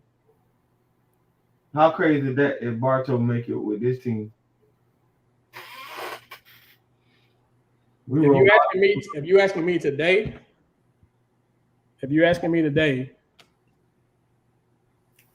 and if you ask me tomorrow, I may say something different. If you ask me on Tuesday, I may say something different. If you ask me today, I'll say Lakeland. And why will I say Lakeland? Because I feel like in order to get to the Civic Center, you got to have good guard play. And I feel like Lakeland has the best guard in the region in a row. When I say guard, I'm saying lead guard.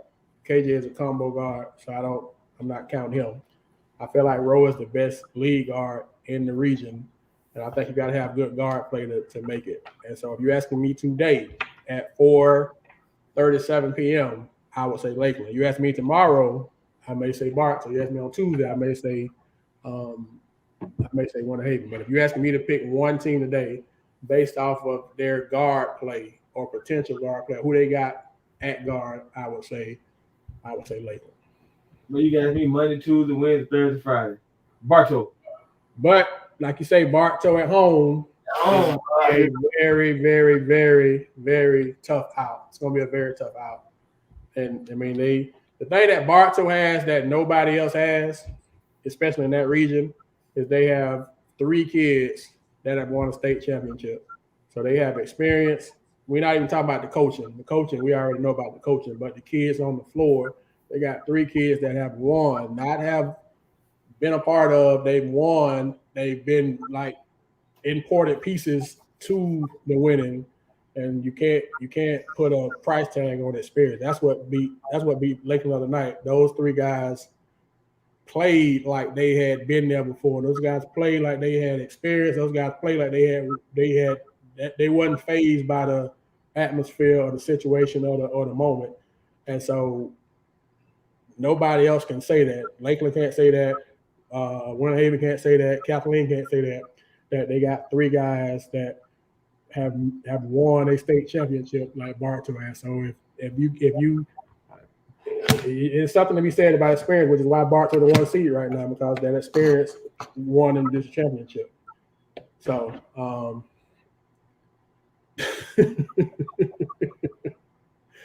I haven't seen that I haven't seen the Lakeland coach giving massages to the rest during the game. I'm not saying they ain't. And Miss Sanders, I'm just being honest. I think they all like right there. So if you ask me a different day, I'm gonna look at it a different way. But if you ask me today, I'm saying Lakeland because of Rowe and the ability for him to control the game.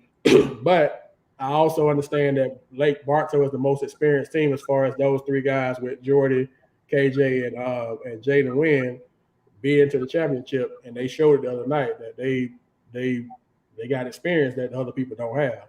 Like I say, once again, I'm not even talking about the coaching. We understand where the coaching is at. I'm talking about on the floor, guys making plays down the stretch. They got 3 guys that have been in a regional quarterfinal, a regional semifinal, a regional final, a state semifinal, and a state final. Nobody else in that region can say that they got 3 guys that have been there. So for that, you can't discount them. And then they home, and we all know they're tough to win it. They're tough to beat at home. So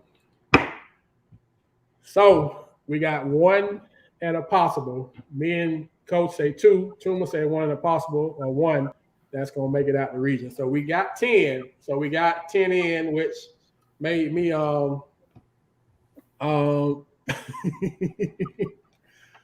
polite. Coach say he can give you a massage if you want one. Seem like you want a massage. I'm getting hoarse. So, any chance of an upset on Thursday? Is there an upset alert for anybody on Thursday? Any team, any game that we talked about? Is there a chance for an upset alert?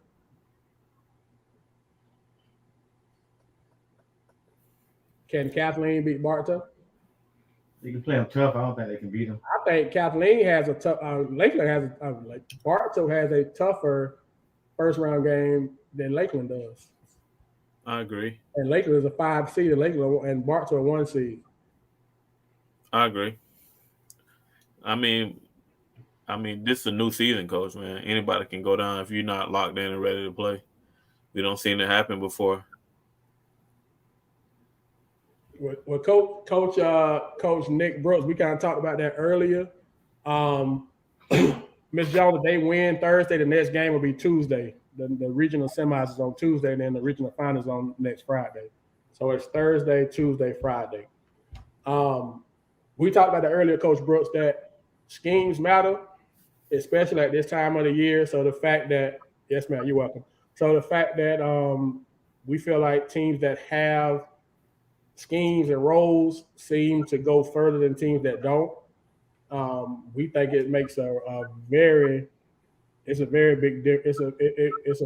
advantage. And I mean, the last 2 championships, we can say for a fact that Bartow has had a scheme. They got a system. Nobody really questions that, and obviously that's been successful, which is why they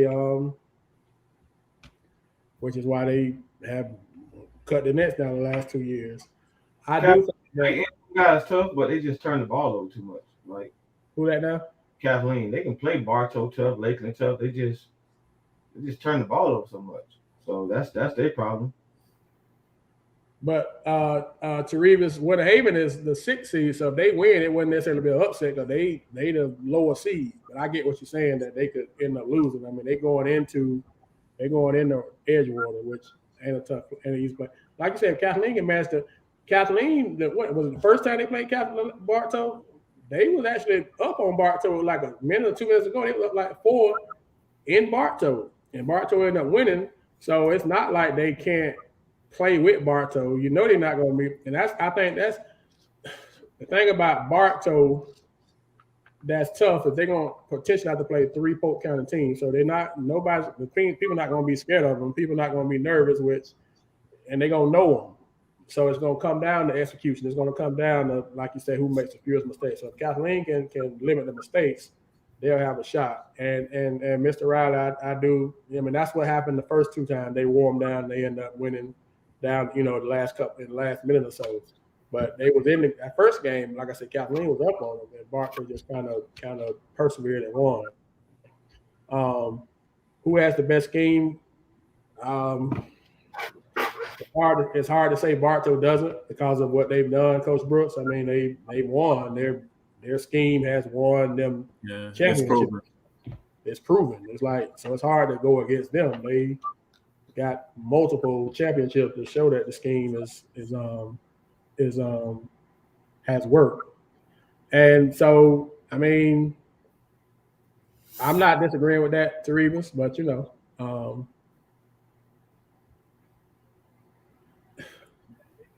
now maybe did we say anything negative about Bartow? I just want to be sure before I'm like, I don't think nobody said anything negative about Bartow. What do you see negative at? I'm like, so I'm just like, it's like they saying, like, Kathleen don't have a shot, like at all. McGriff got 5 days to create a plan against Kathleen. Same thing, Kathleen got 5 days to put a plan together against Bartow. I mean, it goes both ways.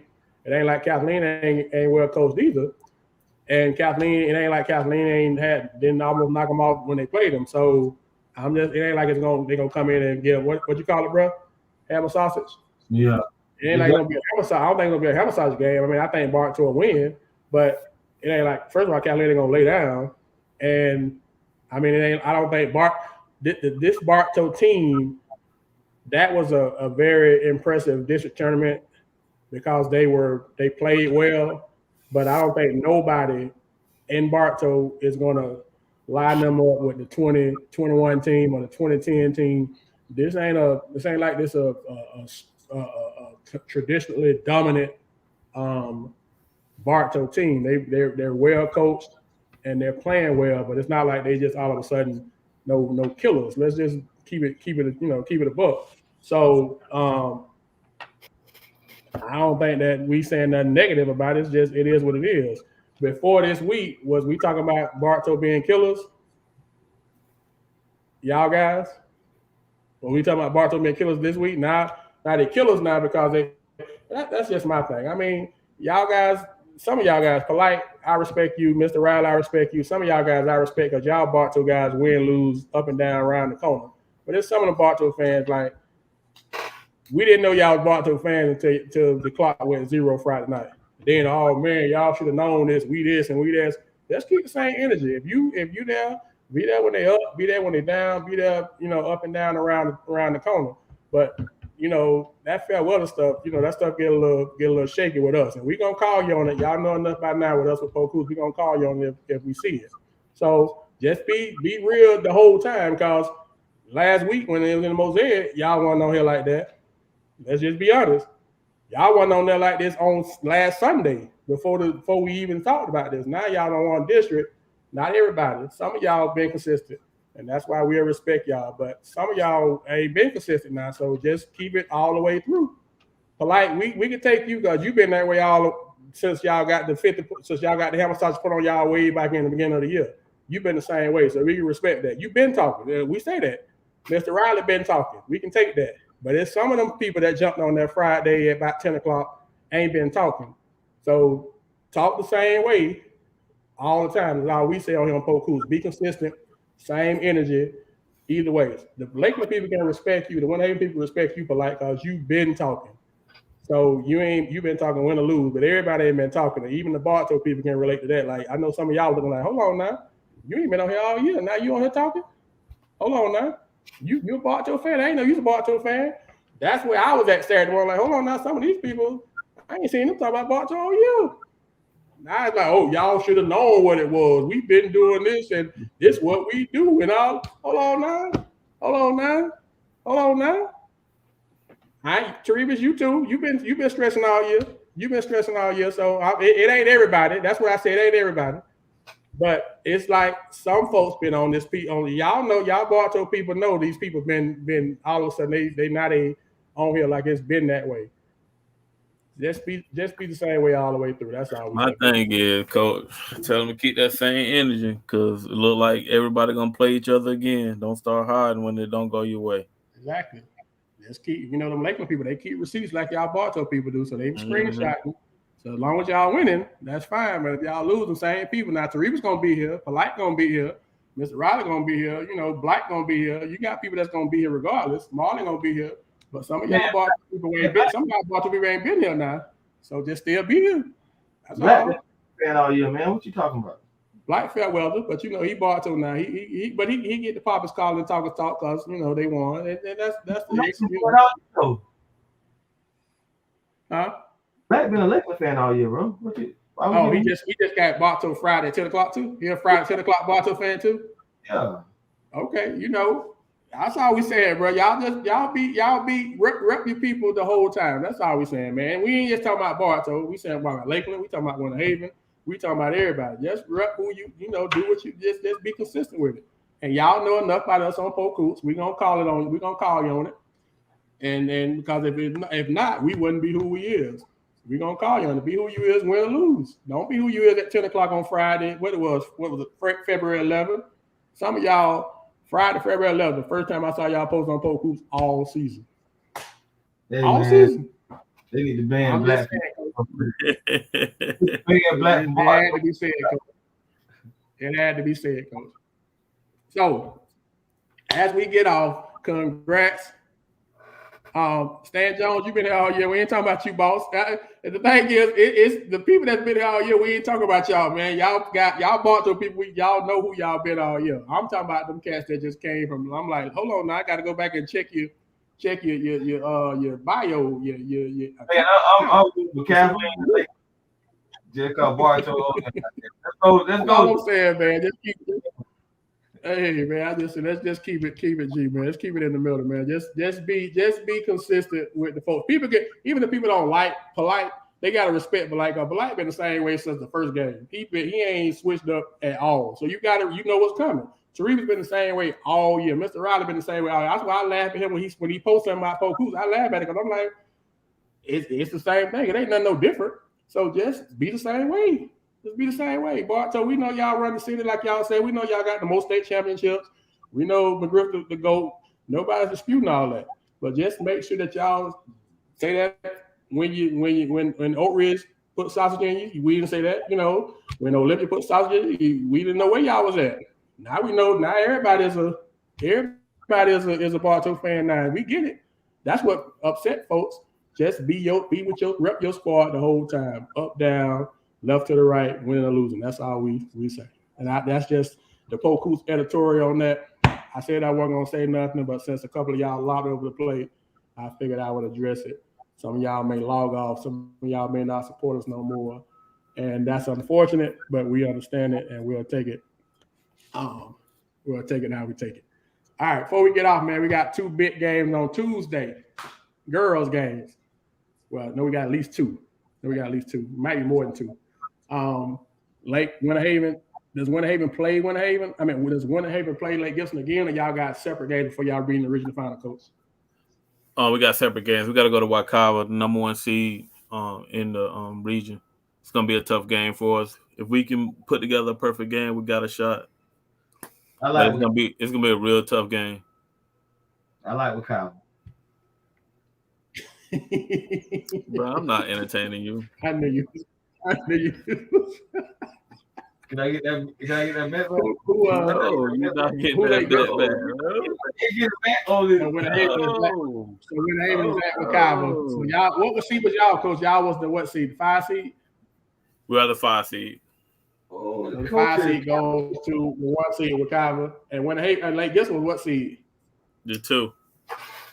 2, and so Lake Gibson is they home, and who do they have? That's a great question. Shane Robinson don't like y'all either, coach. Coach don't wave the white flag on me, huh? No, man. All good, coach. You're not getting that, bro. Coach, what is it gonna take for y'all to win? Like we talked about the keys for the board. Do you want to talk about it, or you want to keep it quiet? Bro, I don't know. Keep people watching. We have to be able to score, coach. We got to be able to score. We've been struggling with scoring. A perfect game. We said that. Okay. We got to be able to score. If we can score, that means we can set our defense. Jersey to the right, shorts to the left. So you said at 10 o'clock, it's going to be jersey to the right, shirts to the left? Yes, sir.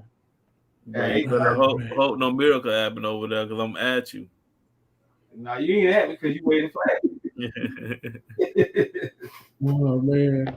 So, yeah, John Davis, this time of year, our goal, we play around with it, man, and, that's what we're doing here, but just keeping it for real.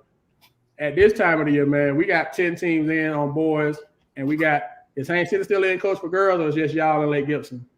I think it's just us. So we got 2 teams of girls, and we got 10 teams for boys.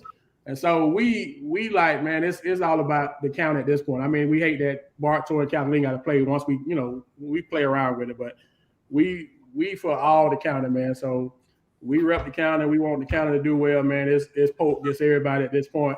And hopefully, once you kind of get away from your team, which is what you're supposed to.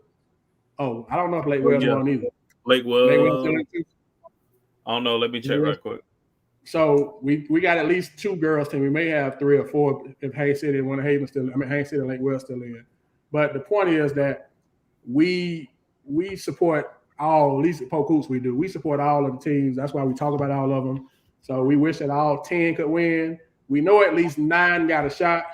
We know Kathleen and Bart will play each other, so one of them got to lose, obviously. But the rest of them, of course, we pull it for the Polk County people to advance and move on, man, because that's just what we're about. So we are all Polk County at this point. We all actually lost, okay? So we down to possibly 3 girls teams. I know we down to at least 2 of them, at least one. I don't know about Lake Wells. Coach checking right now.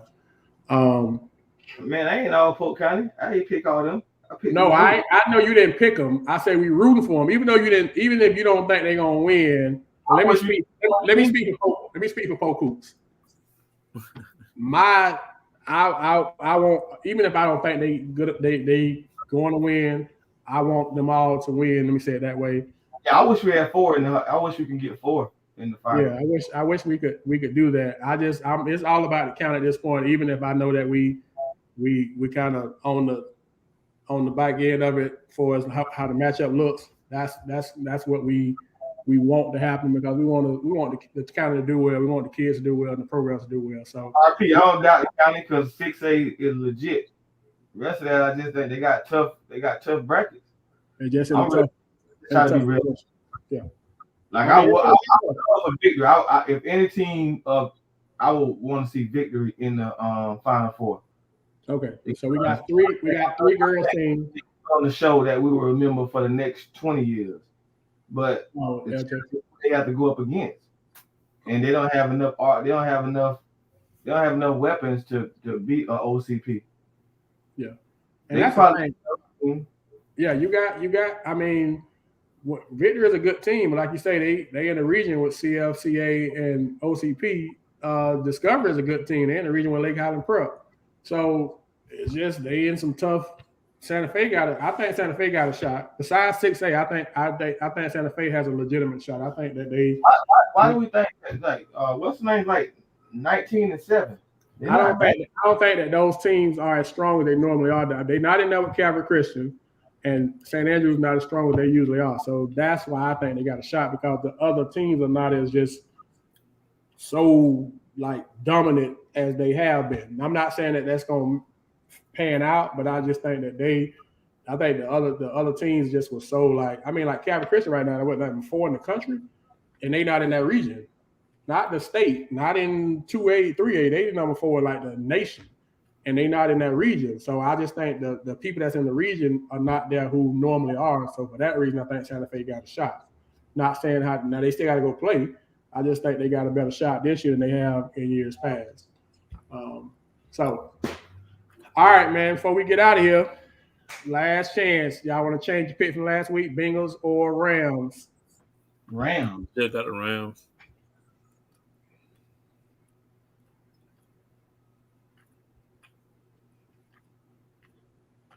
I agree with that, Mr. Riley. If no Polk County teams show up, it's going to be a tough attendance for the tournament. So the RB Funding Center has a vested interest in Polk County playing well, because they want local teams to get there so they can benefit off of it.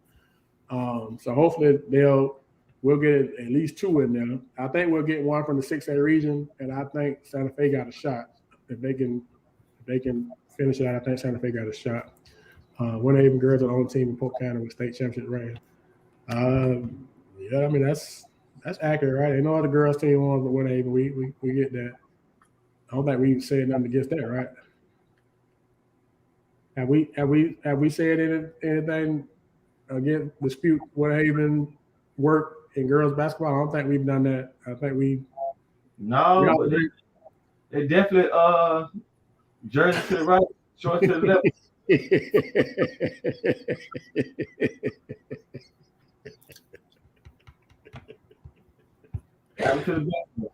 Oh man! All right, so I see a couple people. It's kind of even in the chat with Bengals and the Rams. I like the Rams too, man. I want OBJ and Rams to get them a ring, man. But I think Joe Cool is gonna be. I think it's gonna be an entertaining Super Bowl. I think it's gonna be very high scoring. I hate watching Super Bowls where it's like low scoring and defensive games and stuff. So I'm hopeful that they both, it's gonna be high scoring, so it'll be fun to watch. All right, man. So we want to say good luck to all 10 of the boys teams that are still left and all 3 of the girls teams. That the girls are up on Tuesday for their regional semis. The boys are up on Thursday for their regional quarters. We'll be back on Sunday, and then we'll be talking about the and the girls, they play Tuesday, and if they win, they advance to Friday for their regional finals. So by Sunday, we will know who's in the final four for the girls. If we have any representatives for the girls, and we'll be moving to the regional semis and the regional finals for the boys. Once again, y'all follow TNJ Sports Network. Where y'all gonna be at this week? Y'all gonna be at the Bartow Kathleen game on Thursday? If y'all are, they're going to Lakeland, South Lake. They're going to Groveland. They're not going to Bartow Kathleen, so they'll be down in Groveland. Okay, Mr. Riley, I can respect that. Shout out to Ken Riley from Bartow, Hall of Famer. So TNJ Network will be in the Hive for the Devils versus the Hive round 3. So y'all support those guys. Those guys do a real good job. I know they had a lot of activity on their page on Friday. I saw Mr. Lucas say they're going to start making it do some different stuff. I think they had like 300 people logged in. So y'all support them guys. They do a real good job. Y'all shoot them a little money and they cash out. Support the hustle. That's what we're about. So, all right, man. Well, we done talked a lot. Yeah, y'all still got time to go and tag in with your Super Bowl parties or whatever y'all got going, man. Y'all be safe this week. Coach, good luck to y'all on Tuesday. And all seriousness on the road over there. Tough opponent, but we know y'all got it. And good luck to everybody that's playing on Thursday, man. Hope everybody injury-free. Everybody play well, and we will be back on here on Sunday to talk about it, see what happened, all right? So, till next time, appreciate y'all jumping in with us on this matinee version, this Super Bowl edition. And until next week, Polk, man, we out. Y'all be safe. All right,